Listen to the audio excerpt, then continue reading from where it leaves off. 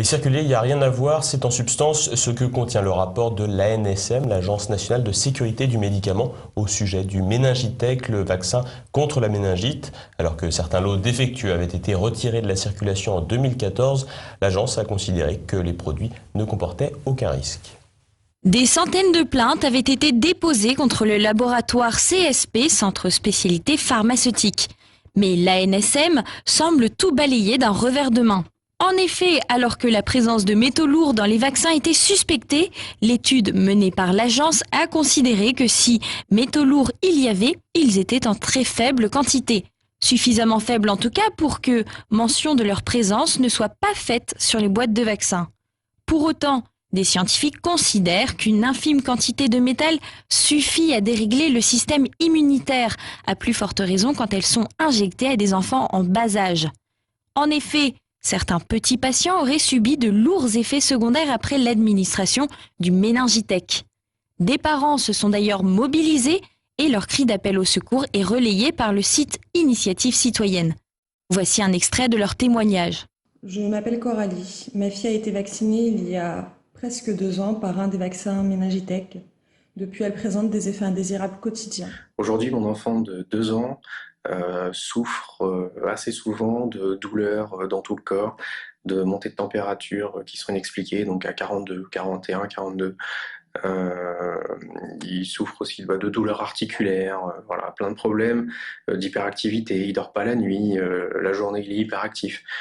On se demande quel avenir nos enfants vont avoir. Est-ce qu'ils vont un jour développer une maladie? Ou est-ce que les effets indésirables vont stopper? Je suis la maman d'une petite Bluenne née en 2010, décédée en 2014. Elle était vaccinée avec le Méningitec et elle est décédée de la méningite C. Nous sommes des centaines de familles au jour d'aujourd'hui en procédure. Nous avons le droit de connaître la vérité sur ce vaccin. Aujourd'hui, le ministère de la Santé nous dit qu'il n'y a aucun problème. J'aimerais avoir des réponses, j'aimerais pouvoir consulter le ministère de la Santé afin d'obtenir des réponses par rapport aux examens qu'ils ont faits. Nous demandons à Madame Marisol Touraine d'ouvrir une cellule de crise afin de nous aider à obtenir la vérité pour nos enfants. Pour l'avocat des familles du Méningitec, maître Emmanuel Ludo, l'ANSM a commis un rapport politique.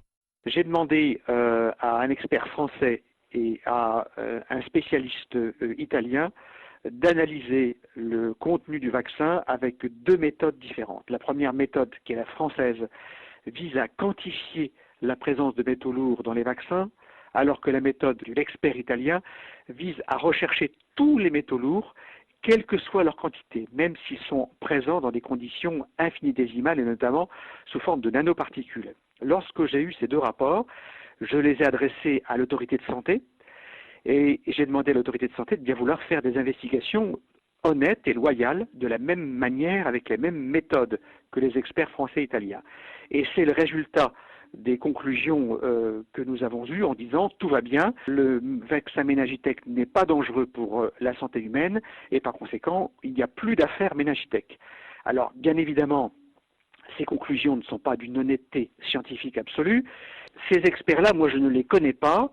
J'ai des noms de participants sur ce rapport, je ne connais pas le nom des experts et il ne m'est pas possible de vérifier s'il y a des conflits d'intérêts. L'affirmation des autorités françaises est encore une fois une conclusion qui vise à mettre la poussière sous le tapis, si je puis dire, à évacuer un débat qui est un débat gênant pour les autorités de santé qui considèrent qu'effectivement on parle de quantité. Et les quantités, ça ne veut rien dire. Même si j'ai une trace infinie de mercure dans le corps, je peux devenir malade, je peux avoir des problèmes de santé. Donc on est dans le même débat qui n'en finit pas, qui s'éternise parce que nous avons des autorités de santé françaises qui s'entêtent et qui ne veulent pas voir quelles vont être les incidences des nanoparticules sur la santé humaine et notamment avec ces vaccins. C'est un rapport politique, purement politique, qui vise à mettre encore une fois sous le tapis un scandale de santé publique en disant on va s'en débarrasser de la même manière qu'on s'est débarrassé des autres scandales de santé publique. Je pense notamment à Tchernobyl, je pense à l'hormone de croissance, je pense à l'hépatite B, etc. Tous les scandales de santé publique ont été enterrés. Et selon les dernières informations dont nous disposons, l'ANSM reconnaîtrait bien la présence de nanoparticules de métaux dans les vaccins étudiés. Cependant, elle considère que la faible quantité n'est donc pas nocive pour la santé. De nombreux experts sur ces questions affirment pourtant que ces nanoparticules peuvent avoir une nocivité inversement proportionnelle à leur taille. De même, ces chercheurs considèrent que l'infime taille des nanoparticules suffit pour pénétrer dans les noyaux cellulaires et en modifier la division. Si cette thèse est exacte, les recherches quantitatives de l'ANSM seraient donc sans aucun intérêt et non pertinentes pour évacuer les risques potentiels pour la santé.